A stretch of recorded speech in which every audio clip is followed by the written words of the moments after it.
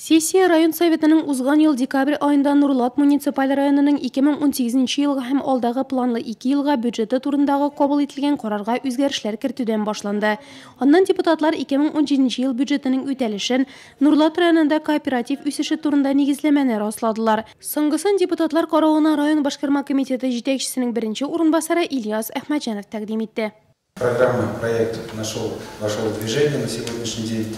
Основная проблема – это обеспечение занятости личных подсобных хозяйств, сельского населения, активация работы фермерских хозяйств и мелких товаропроизводителей.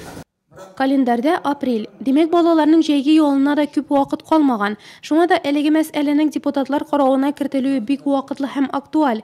Программа нигезендә быел 2000-нән артык баланы сәламәтләндерү күздә тотыла. Моның өчен 11 миллион сумнан артык акча тотылачак. Шуның 8 миллионы республика бюджетыннан.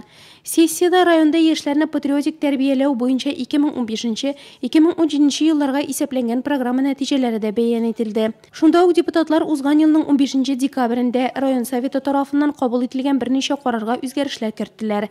Сессия эшенә Нурлат районы совет рәисе вазифаларын башкаручы Флора Нугманова җитәкчелек итте.